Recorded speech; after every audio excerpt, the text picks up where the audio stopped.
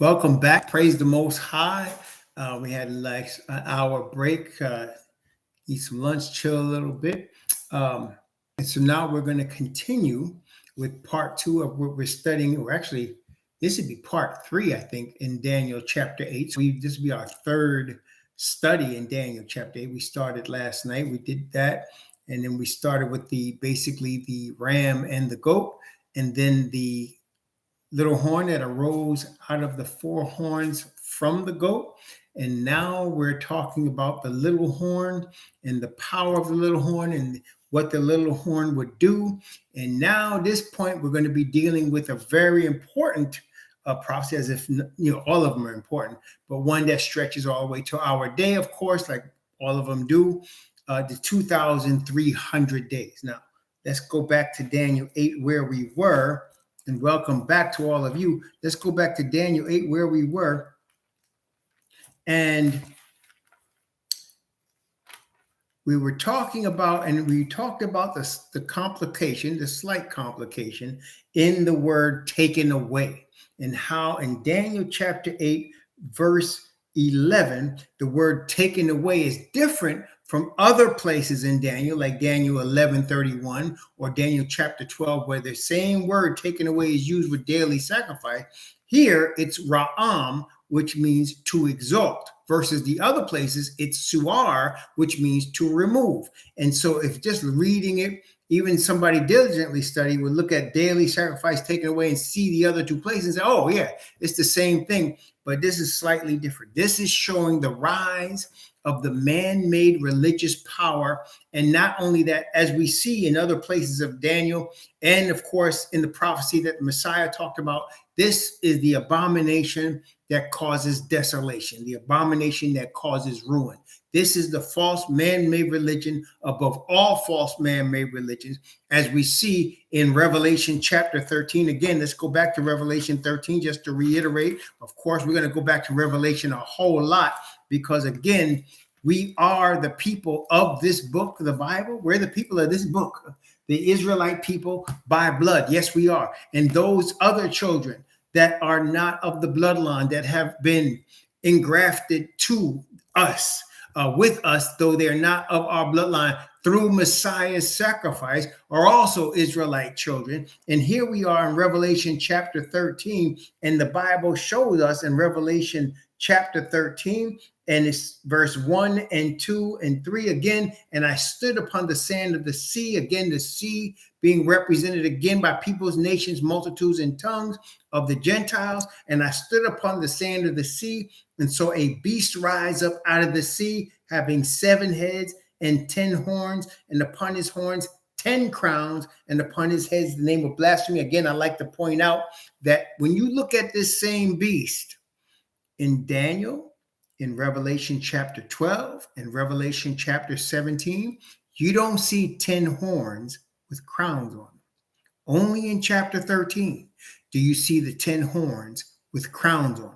Because why? It's showing you the last iteration of this Babylonian system power that we are now living in. And then verse 2, and the beast which I saw was like unto a leopard, and his feet were as the feet of a bear, and his mouth as the mouth of a lion. And the dragon gave him his power, his seat, and great authority. So we see that in this last iteration of Babylon that we now live in, there's a system that includes both religion, it includes politics, it includes business, it includes every area of life. Nutrition. Why do I mention nutrition? Do you notice that the foods that people commonly eat are killing people? Why? Why are the foods that people commonly eat killing them? Why do we now find ourselves looking for organic foods or foods that are more naturally grown? Why is that most of the food you eat contains some different disguised sugar, processed sugar that could kill you? Why is it that you try to be vegan and you ruin your gut health, as me and my wife did? Because it's the same system.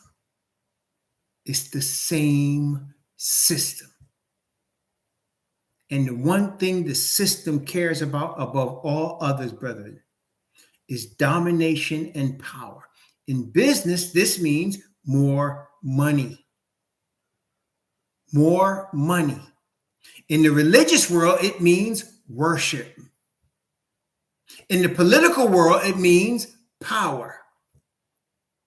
And when you combine it all together, you have the dragon gave him his power, his seat, and great authority. Because in the Babylonian system in which we live, this is the watchword. And that's why what we're looking at right now, what we're looking at in Revelation chapter 13 with crowns on the horns, is the completed iteration of what Asatan has been building for 6,000 years. And the Most High is allowing him to get to that point. And we know why, don't we? He's allowing him to get to that point because he must have the full reign of everybody he's going to deceive, except the remnant people of the woman, except the servants of Yah, except that small group of people that are the chosen ones from before the foundation of the earth. He can have everybody else. He cannot have them. And so you're going to see that war culminate in our lifetime between righteousness and deceit and darkness, which is what we've been dealing with, deceit and darkness. And again, the dragon gave it power, seat, and authority. And I saw one of his heads, as it were, wounded to death, and his deadly wound was healed. And all the world wandered after the beast. All the world. And all that dwell upon the earth, verse 8, shall worship him whose names are not written in the book of life of the Lamb slain from the foundation of the earth. Praise the Most High, brethren. I really stress that we should really give praise to the Most High for many reasons, but one of the reasons are he brought us into existence and gave us this knowledge at this time. He brought you and I into existence. You know how Jacob prayed when he was wrestling with Messiah before his name was changed to Yashar'al? What was he praying? He said, I am not worthy of all the truth that you have shown me. That's what he told the Most High. He said, I'm not worthy of all the mercy and all the truth that you have shown me. But brothers and sisters, neither of us are worthy of all the mercy and all the truth the Father has shown us. And that's why we praise him. He's brought us into existence for such a time as this. He brought us into existence for such a time as this. You and I have been brought forth for that reason, so that we can bring forth glory of our Father at this critical time. You know, in sports, in baseball and in basketball particularly, but this also happens in hockey as well. You know, the playoffs are usually playoffs that lead to championships are usually 7-game series, right? So where we are, we're in game 7. And the biggest stars show themselves out in the deciding game. Isn't that right? The biggest stars make their reputation in the deciding game. Well, brethren, here we are. In terms of history of this situation, this system, we're in game 7. Here we are at the end for the glory of the Father. He brought us forth. He knew it from the time he handed Messiah the kingdom. Your name was written on there. All that dwell upon the earth shall worship him, whose names are not written in the book of life with the Lamb slain from the foundation of the earth. Your name is written there. Why? Because you want to glorify your heavenly Father. Because your one reason for existence, as you are now awakened, is to honor your Father in heaven in the midst of this Babylonian system. Bring honor to your Father. And he has called you forth for that purpose. And here you are, game 7. It's game time. Praise the Most High. And as Magic Johnson used to say, it's winning time. It's winning time. Praise the Most High. He brought us forth for that. It's winning time. Here we go. All right. So we were looking at Daniel chapter 7, and we saw the rise of this pagan man-made power, which is the whore of all the pagan man-made powers. You know, the Bible tells us she has on her forehead a name written, and it said a name written, mystery, secret. We're going to see that in chapter 8 again. Babylon the Great, we know what that's about, the system. We don't fight against flesh and blood, but against principalities, against powers, against the rulers of the darkness of this world, against spiritual wickedness in high places. It's a system. Okay? So we see we're not fighting against flesh and blood. We're fighting against powers. We see that. We see the man-made system that we're now in. We're here. And Daniel's being shown the beginning in terms of the beginning of the end of that system. And it's a 2,300-year journey, which we are now past. You and I are past that now. See, you and I are past that now. We can look back on it and we can see what happened, and we understand how you and I got here and all of our families from the past, where they were, the roles they played. And now here we are, as I said, we're being brought forth, the children. We are the children brought forth into existence to give glory to the Father at the end of this war. Daniel chapter 8, beginning again at verse 11 and going down to verse 14 where we finished. Daniel chapter 8, beginning again at verse 11 and going down to verse 14. Daniel 8, 11 through 14. Yea, he magnified himself even to the prince of the host. And by him the daily was taken away, and the place of his sanctuary was cast down. And a host was given him against the daily sacrifice by reason of transgression, and it cast down the truth to the ground, and it practiced and prospered. Then I heard one saint speaking, and another saint said unto that certain saint which spake, How long shall be the vision concerning the daily sacrifice and the transgression of desolation, to give both the sanctuary and the host to be trodden underfoot? And he said unto me, unto 2,300 days, then shall the sanctuary be cleansed. So, brethren, we're talking about 2 millennium and 3 centuries before the cleansing of the heavenly sanctuary of the Heavenly Father. Before the cleansing. Now, of course, during this time, as we know now, looking at Daniel, Messiah had not appeared yet. So that was to take place, and we'll see in Daniel it's prophesied. So Messiah was to return, was to appear on behalf of the Father for the Israelite people. I came not, said Messiah, but for the lost sheep of the house of Israel. Peter said, to you, brethren, are these promises given that he might give repentance to Israel. Somebody might say, well, what about the Gentiles? Yes, but the focus first is on Israelites. Once he gets his Israelite people together, then he can give a message to the earth, which is why we know this gospel of the kingdom has not been preached in all the world for a witness unto all nations. What have we been hearing? We've been hearing the gospel of white Jesus, of Christianity. That is not the gospel of the Israelite nation.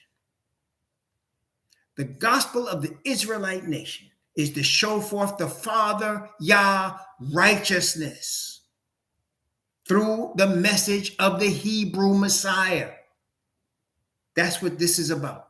Perfection of righteousness by the power of Father's Spirit given us through Messiah. That's the gospel. Yeah, right. There you go.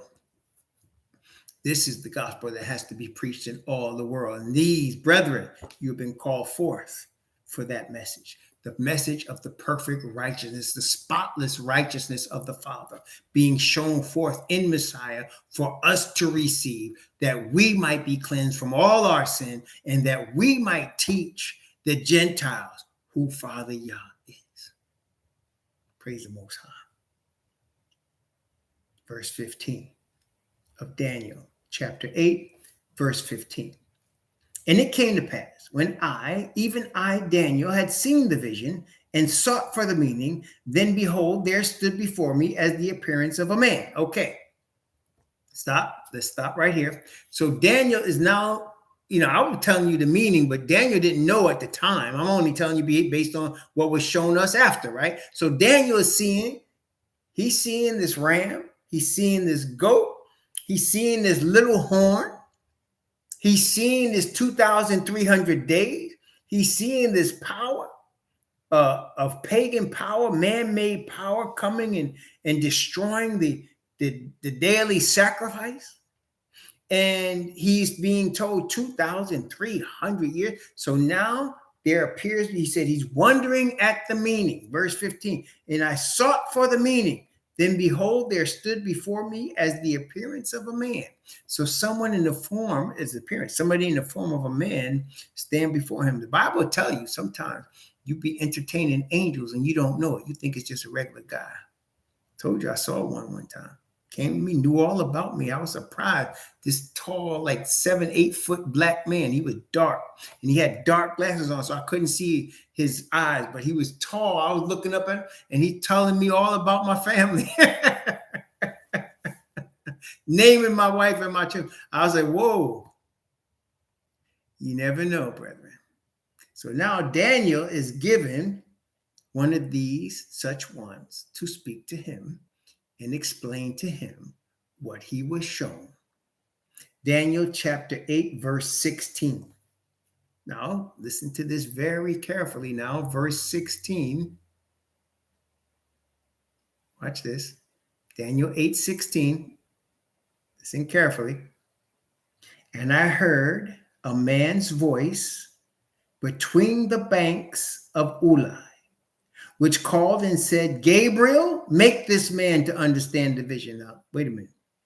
I want you to think about this for a second. Brother, you are hearing me? Wait, make sure you got this part. Now, this is going to be a little deep. It's not complicated, but most times people just read right through it. So let me ask you a question. Are you ready? Here's a question. You got a river, right? You've seen a river before, right? Seen rivers, right? I've seen rivers when I was in Connecticut River. I've seen rivers in Washington, D.C. You see the river. You see rivers. Okay. So you have a river. Now, one thing all rivers have is water, right? It's not a river unless it got water, right? So you got water flowing. That's what makes it a river. And it's got to be moving. It's not a river unless the water is moving. You all right? Right? So you got a body of moving water. All rivers have that. It's a body of moving water. And what do all rivers also have? They also have two sides. They call them the banks of the river. Isn't that correct? It's called the banks. That is, one side has a land and the other side has land. And in between it is the river and it's flowing. Y'all catching me so far? Okay, so you got the river and you got the two banks. All rivers have that. I don't care where the river is. That's the hallmark of a river. It's water that's flowing between two banks. So what does he say here? I saw a man's voice. He heard a man's voice between the banks.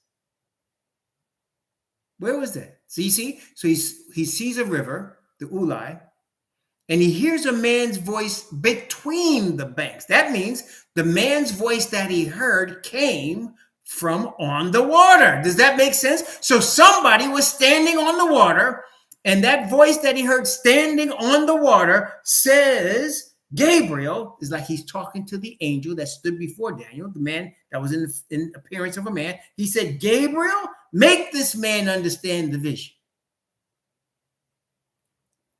Who do you suppose was standing on that water and telling Gabriel, commanding Gabriel, in fact, Gabriel, make this man understand the vision. That's right. That was none other than Messiah. Here's Messiah stand, and you know what? You and I know. How many times we done seen our cousin stand on water? He walked on water, didn't he? He walked on water. We see him standing on water in Revelation, and you see him here standing on water in Daniel. I don't know why. I can't explain why, but the brother stands on water. Well, put it this way. We know that water oftentimes also represents people's, nations, multitude. And while others come up out the water, Messiah don't come up out no water. Messiah's standing on the water. He ain't coming up out no water. He's standing on it. That's right. He rules this mess. As we say in Jamaica, he run ting. Ting don't run him. He run ting. So he's standing on the banks. He's standing between the banks on the water. And he's telling Gabriel, make this man understand the vision, Gabriel. Okay, you're going to see that again in Daniel. It's cool. It's cool. That's why I like bringing it up. It's a cool thing, though. You're going to see Daniel. Daniel's going to see that again. Okay, so Daniel chapter 8. So he's standing on the river, and he tells Gabriel, make the man understand the vision, Daniel, Gabriel. Give him the information, okay? Okay, verse 17. So he came near where I stood. And when he came, I was afraid, and I would be too. And I fell on my face, fell upon my face, and he said to me, understand, O son of man, for at the time of the end shall be the vision. See, he said, wait, now understand, Daniel, this is for the time of the end, where you and I live. This is for the time of the end. The time of the end shall be the vision. He's talking about the 2,300 days, particularly. And you're going to see Daniel's going to be left hanging on that one. And he's not going to be happy about it. But he said, the time of the end shall be the vision. So he said, son of man, that's us. We the sons of men.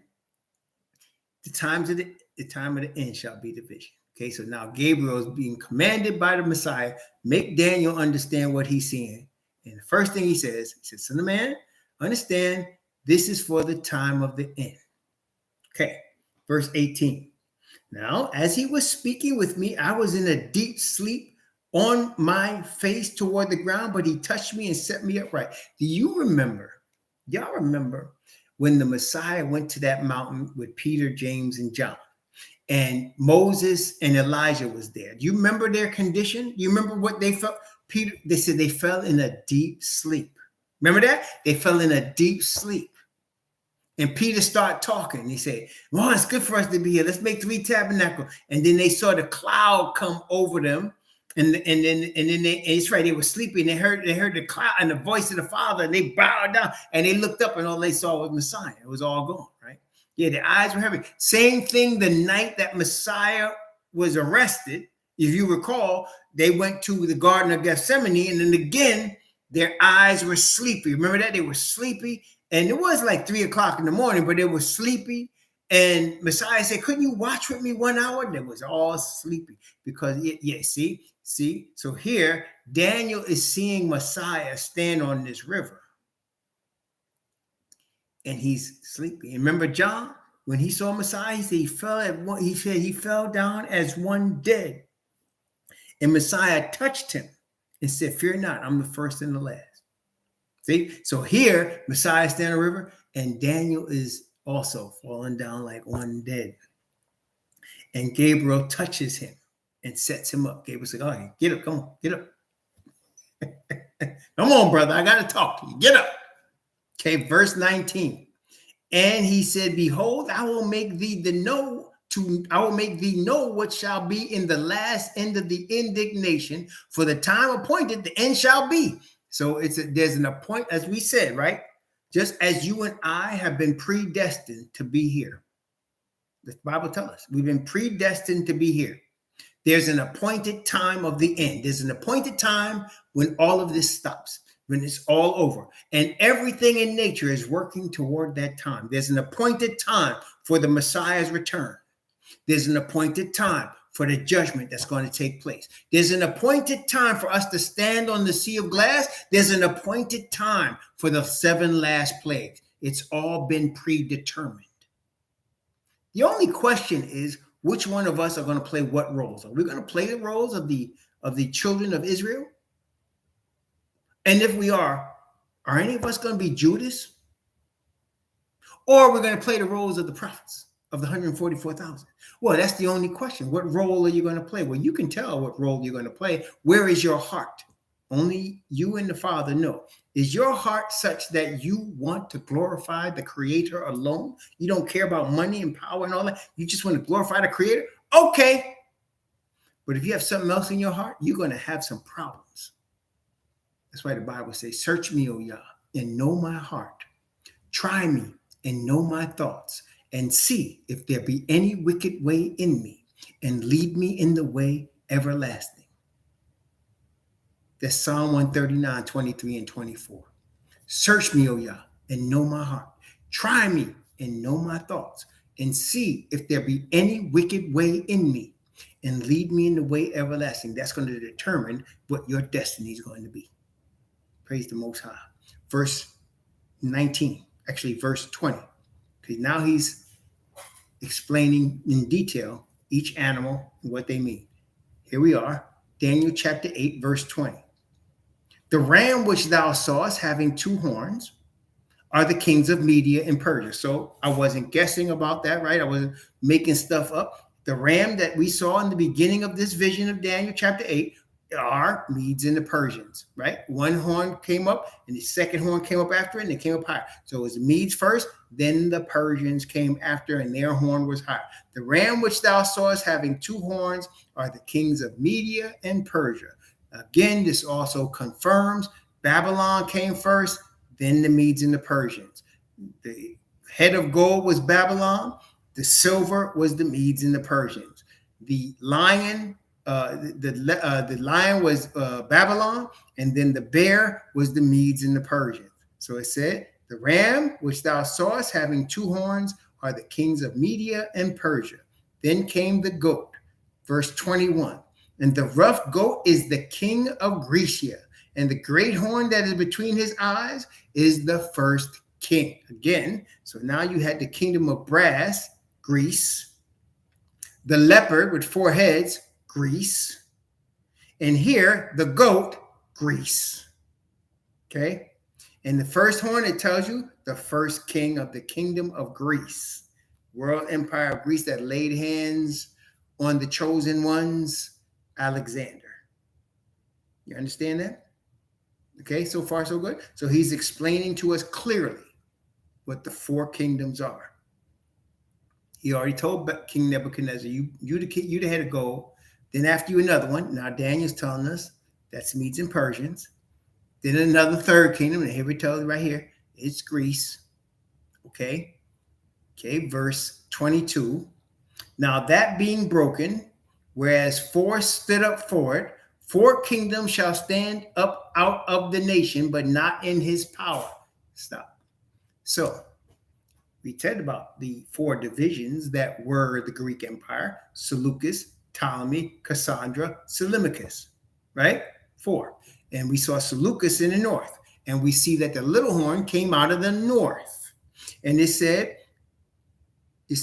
four stood up for it. Four kingdoms shall stand out of the nation, that is out of Greece, but not in his power. That is, they weren't from Alexander's children. Alexander's children were killed, and the generals took over, not in his power. Not only that, we also know that the final iteration of this beast is not in his power, right? Because it said to us, the dragon gave him his power and his seat and great authority. Okay, Daniel chapter 8, verse 23. Here's where we live. In the latter time of their kingdom, when the transgressors are come to the full, a king of fierce countenance and understanding dark sentences shall stand up. In the latter time, a king of fierce countenance and understanding dark sentences, secrets, correct? Secrets. And upon her forehead was a name written, mystery. She was in the wilderness, dark secrets. She holds secrets. Does she not? She holds secrets. Just give you an example of some of the secrets she holds, even some of the secrets we may know a little bit about. Who killed Robert F. Kennedy? Who killed John Kennedy? Who actually killed Malcolm X? Who killed Medgar Evers? Who killed Martin Luther King? Who gave the order for Fred Hampton? Who killed Nkrumah and made it look like prostate cancer? Who killed the president of Venezuela, Hugo Chavez, and made it look like cancer? Yeah. About the moonwalk. What about 9/11? Who really knocked those buildings down? What about Oklahoma City? Who really blew that building up? And there's more. And that all I just told you is in the last 50 years, right? And there's a lot of more. A lot of more. There's a lot of more. Okay, a lot of more. Understanding dark sentences. He took me in the spirit into the wilderness. And I saw a woman sit upon a scarlet colored beast full of names of blasphemy. And I saw on her forehead was a name written, Mystery. In the latter time of their kingdom, when transgressors are come to the full, a king of fierce countenance and understanding dark sentences shall stand up. Watch verse 24 now. Daniel chapter 8, verse 24. And his power shall be mighty, but not by his own power. Again, and the dragon gave him his power and his seat and great authority. Fierce countenance. That is, when it says fierce countenance, what is that? When it said in chapter 7, Brother Will said, and he said, he spoke, what did he say? What was that little horn that spoke great words? It was more stout than his fellows. And he spoke great words against the Most High. You see how that matches up with the fierce countenance? In other words, I'm in charge. I'm the God. I'm the Holy Father. And I tell you who to pray to and how to pray. And I tell you who the mother church is. And I put Supreme Court justices in place and take them out when I want to. And I tell you who's going to be your president. And you think you're voting for him. Fierce countenance. Understanding dark sentences. Fierce countenance. Secret. Y'all got it? See how it all comes together? What did I just quote just now? Daniel chapter 7, Revelation chapter 13, all together. See that? And he who now letteth will let until he be taken out of the way. See that? See how it all comes together, brother? Isn't it beautiful how it all comes together? It is such a beautiful thing. And like I said, beside that slight complication, which is really not much of a complication, after we talked about it in Daniel 8:11, right? But it's pretty clear after that, isn't it? It's pretty clear after that. It's not much of a mystery, right? We can see it now. We're going to see more too. Praise the Most High. Daniel chapter 8, verse 24. And his power shall be mighty, but not by his own power. And he shall destroy wonderfully, and shall prosper in practice, and shall destroy the mighty and the holy people. Wait, Dan, go back to Revelation 13. Let's go back to Revelation 13. This time, Revelation 13, verse 6 and 7. Revelation 13, verse 6 and 7. And he opened his mouth and blasphemed against Yah, to blaspheme his name and his tabernacle and them that dwell in heaven. And it was given unto him to make war with the saints and to overcome them. And power was given him over all kindreds and tongues and nations. And what does it say here? It says he destroys wonderfully, and shall prosper in practice, and shall destroy the mighty and the holy people. And Hebrews have been how? Treated how? We've been scattered into the four corners of the earth. We've been scattered into our enemy's land with chains on our necks. We've been brought into our enemy's land on slave ships. We are the tail and not the head. We can't get ahead. But another stranger can come to our enemy's land and get ahead. We can't. Not unless we singing and dancing or acting or bouncing the ball or punching. In other words, otherwise, if we entertain them, we can get ahead. But if we're not entertaining them, we can't go nowhere. We're herded up into red line geopoliticized districts called ghettos. And there's all kind of poisons pumped into the food that comes into there, the water that comes into there. And of course, let's not forget the cocaine and the crack and the heroin.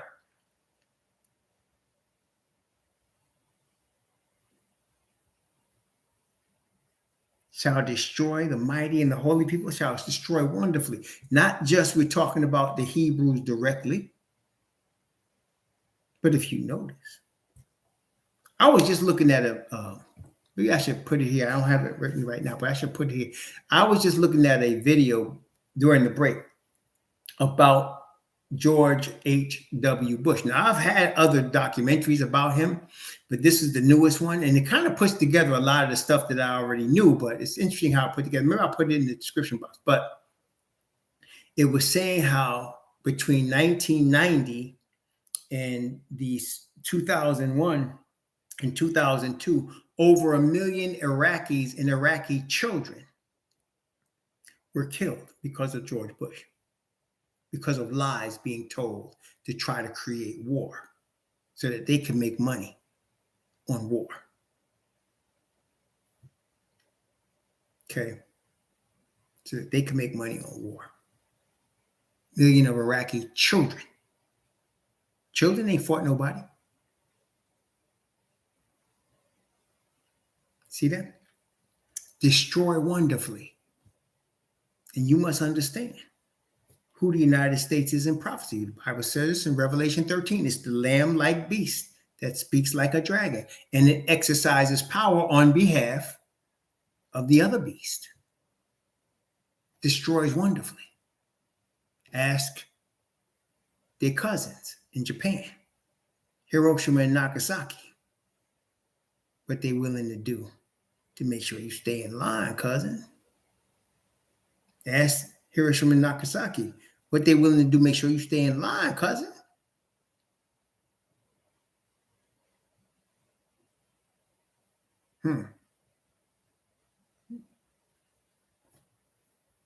Yeah, man, they really. Yeah, I'm gonna put that. I'm gonna put that in here for y'all. Hang on, let me put this in the description box so y'all can see it, because it's amazing, man. I'm gonna put this.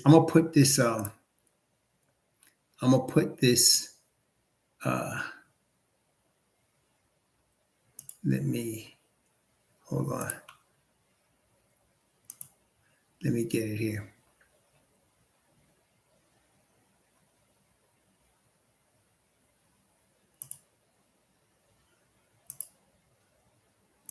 I'll put it in the description box so y'all can see it. Hang on.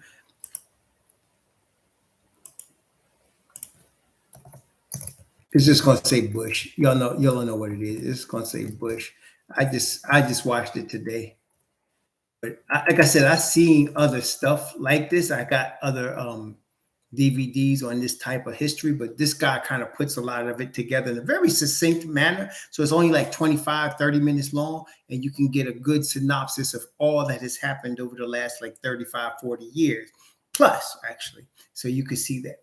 Yeah, but that's just when it says he shall destroy wonderfully and shall prosper in practice and shall destroy the mighty and the holy people. Now, y'all know why they would have problems with Iraq, right? Why would they have problems with Iraq? What is the religion of Iraq? What is the state religion? Is it Christianity? What is the state religion in Iraq?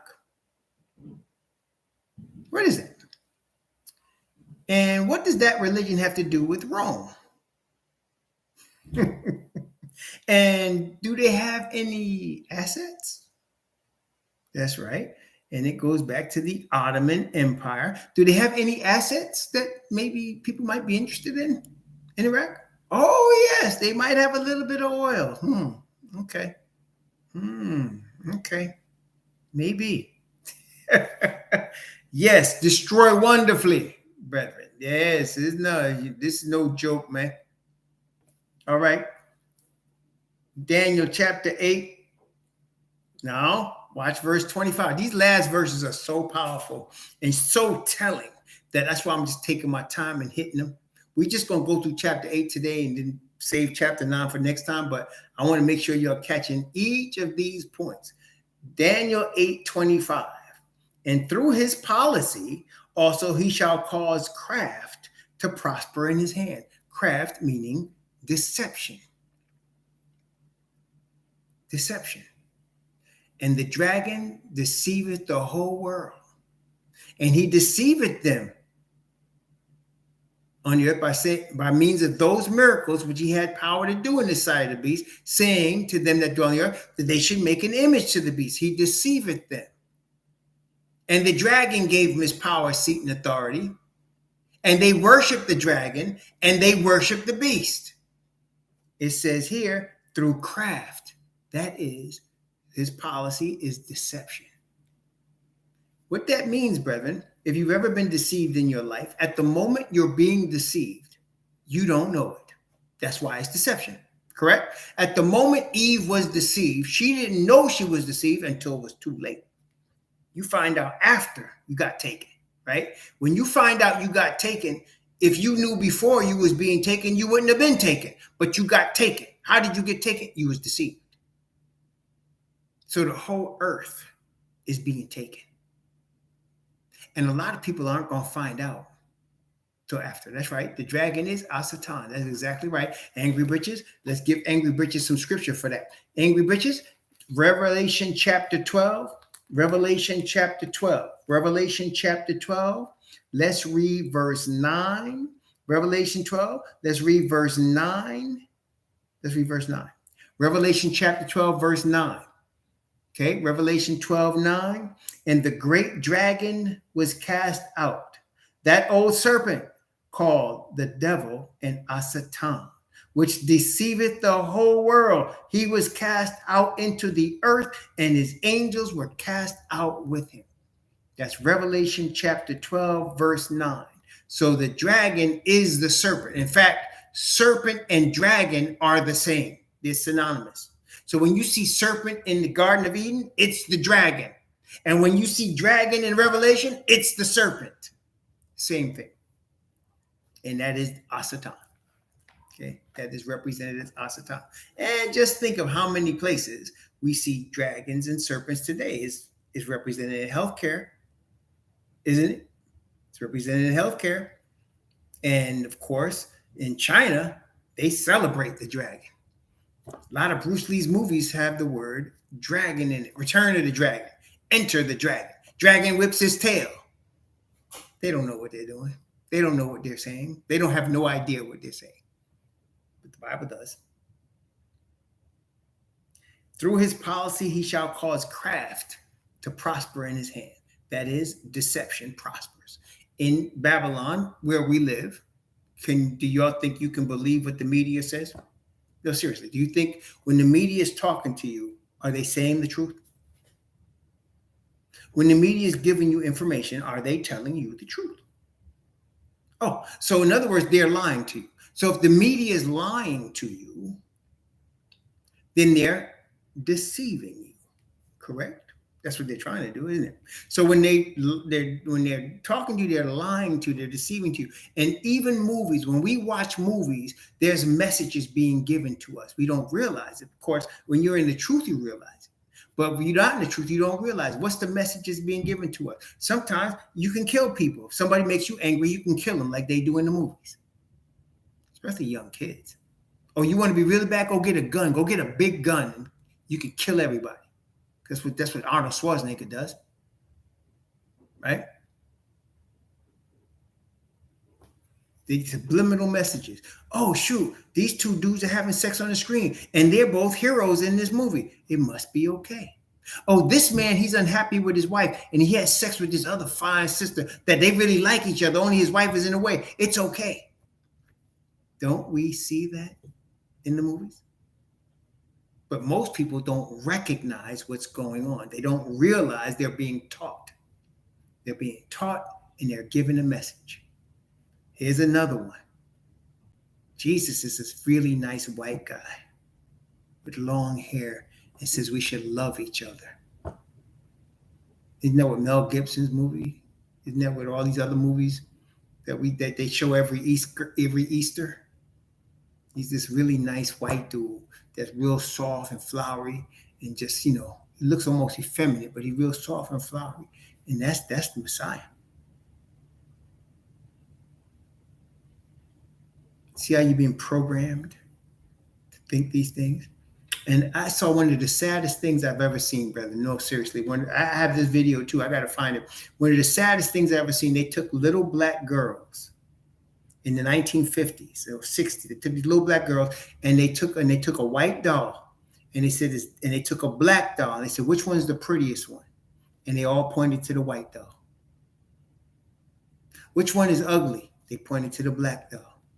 Which one is the nicer one? They pointed to the white doll. Which one is mean? They pointed to the black doll. Little black girls subliminally thinking of themselves like that. And they trying to tell you that white Jesus has no effect. It doesn't matter. That's one of the saddest things I've ever seen in my life. When I seen these little cute little kids and they were pointing to the white doll. This one's pretty. This one's pure. This one's really nice. This one's ugly and this one's mean. And they don't realize they're calling themselves ugly and mean and not pretty. And you wonder why black people are angry? You don't understand?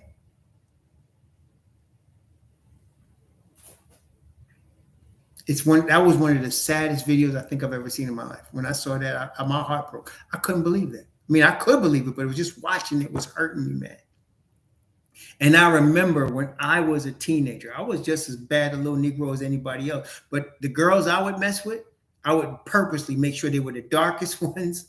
And if they couldn't grow their hair, I liked them even more.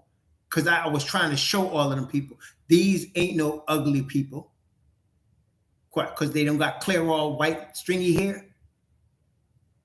And my friends used to laugh at me. Because they all, back in the 70s, it was a thing. Some of y'all Dominicans know what I'm talking about. It was a thing. Light, long hair was pretty. Light, long hair was pretty. They still got sisters thinking that. Sisters will pay through their nose to get fake hair from India some way. And shave off their real eyebrows and paint on fake ones.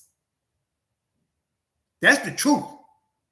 And I used to purposely, not trying to prop myself up, but you could ask any of my friends, they tell you, my girlfriend was always dark.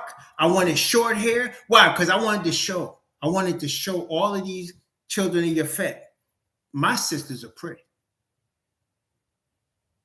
That's why if you see my wife, it wasn't of me. The Most High picked her. Because you could look at the girls I was with and they all look like sisters, like they could be related. Because I picked the same kind all the time. I wasn't having it, man. The one, I gotta, you know what I'll do, Black Above Reality? I gotta look in my library. I saved it. I gotta just find it. I saved it though, but I gotta just find it. But now they got sisters. The sisters are all messed up in the head, just like the brothers, but the sisters think they don't need a man. They think all of us are no good. We don't make enough money. Our credit is bad because we just bad credit. And then they got them, using up all their money to go buy fake hair, fake eyelashes. Why? Why are you doing that? Because you don't like yourself. That's why. Because they've told you you're ugly. They've been telling you it for hundreds of years that you're ugly. And they prop up a false queen and make you think you need to look like her. That's right. That's the truth about it. And you know what, brethren? It's all part of the same Babylonian deception. It's all part of the same deception. Okay? It's all part of the same deception. But once you understand who you really are, and I mean, when you get a clear understanding, brothers and sisters, of who you really are, you see things a lot different. You see things a lot differently. Okay? You see them a lot differently. Daniel chapter 8, verse 25. And through his policy also he shall cause craft to prosper in his hand, and he shall magnify himself in his heart. Now, wait, brethren, before I continue, who do you know that the Bible shows you magnified himself in his heart? Never spoke it, but magnified himself in his heart. Who did that? The Bible told us it was Asatan himself. He said, for he has said in his heart, I will ascend into heaven. I will exalt my throne above the stars of Yah. I will sit upon the mount of the congregation in the sides of the north. I will be like the Most High. And here it says about the little horn, he shall magnify himself in his heart. And look here. And by peace shall destroy many. So look here. This is an example. When they first came to the shores of what is now the United States of America, did they come killing first or did they come smiling? Like they're your friends, Indians. We just here to learn from you. We just here as your friends before we kill all y'all and take your land. By peace shall destroy many. And that's just one example. We can go all over the world on that one. We can go all over the earth on that one. And it's the same story. It's the same script being read everywhere. All the islands, all of the places we know, right? Same script. Come smiling, coming to kill you.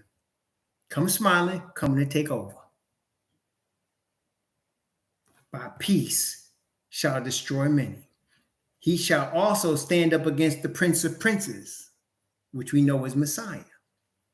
But he shall be broken without hand. You see, brethren, that's why our Bible tells us we don't fight against flesh and blood. That's up to Messiah. Messiah is coming on behalf of our Father. Our cousin is coming. And when he returns, he's going to settle all family business. It's like Michael Corleone said. He said, I'm about to settle all family business. Well, Messiah is returning very shortly, and he's going to settle all family business. He shall be destroyed without hand. Messiah getting ready to settle all family business. So we ain't got to worry about it. We just have to walk the path that he gave us to walk. And he's going to take care of the rest. Don't worry. That's what I tell him. My boy said it. He said, your world is over. He said, your world is over. Messiah be getting ready to settle all family business. Yes, he is. Verse 26. Now, here we go to another one now. Daniel 8:26. Remember the 2300 days, okay?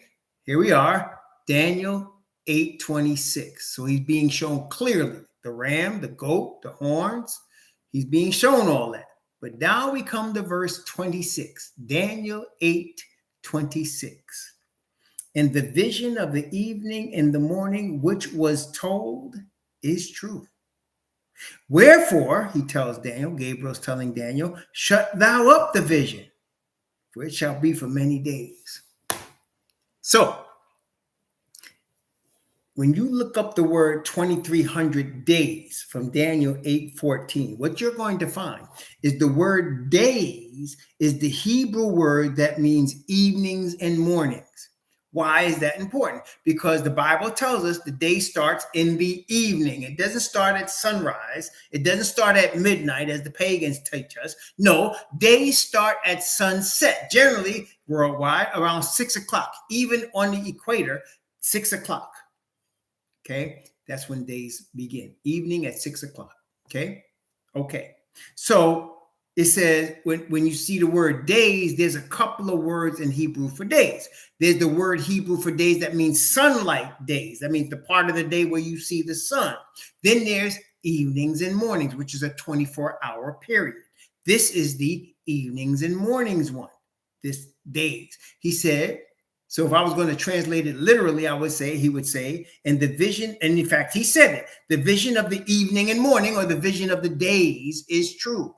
The 2300 evenings and mornings. Now we know 2300 evenings and mornings in prophecy represents a year, not one 24-hour period. It represents a year. So, and that's from Numbers 14:34, in case you need to witness. Numbers 14:34 and Ezekiel chapter 4, verse 6. The prophecy, it's evenings and mornings are a year. So now you're talking about the 2300 years. The vision of the 2300 years, which was told, is true. Wherefore, shut thou up the vision. In other words, I'm not going to give you information on that, Daniel. Now, how would that make you feel? You're shown this vision. You were looking for the meaning. Okay, he sends Gabriel to you, and Gabriel starts explaining everything in detail to that point. And he says, okay, I'm not going to show you that right now. That would make me mad. I would be like, wait. It's almost like saying, oh, man, I got to tell you something, but I can't really tell you. Somebody ever do that to you? What is it you're going to tell me? Wait, I can't tell you right now. What you mean you can't tell me? Tell me. Wait, no, I can't tell you right now. It's frustrating, man. Frustrating, isn't it? That's frustrating, man. Wait, I got something to tell you. What? I can't tell you right now. Why not? Especially if they tell you what it's about. It's about sister so-and-so. It's about brother so-and-so. I can't tell you. What you mean you can't tell me? Tell me. So he said, Gabriel, make this man understand the vision. Gabriel saying, okay, here's your ram, here's your goat, here's the four horns coming out of the goat's head, here's the little horn, and I'm gonna stop right there. What you mean? What about the 23? Well, that's true, but you better wait on that one. You have to wait on that one. Can't tell you that right now. So now notice what it says, verse 27. Watch verse 27. It says, and I, Daniel, fainted and was sick certain days. Afterward, I rose up and did the king's business, and I was astonished at the vision, but none understood it. He's talking about the 2300 days. I was astonished at the vision, but none understood it. So they're talking. He's talking with Hananiah, Mishael, and Ezra. What is this? They won't tell me. Okay, wait. Maybe we can figure it out. No, what is it? Chapter 9 is reserved. Chapter 9 is reserved for the 2300 days. And most people that read chapter 9 don't even understand that it's an extension of chapter 8. That's why when he said that last part is what most people skip, when he said it's true, but shut it up. In other words, I'm not going to let you know what it is right now. And Daniel's fainting. He's like, come on, man, you can't have me hanging like that. You can't do that. Come on, talk to me now. No, not right now.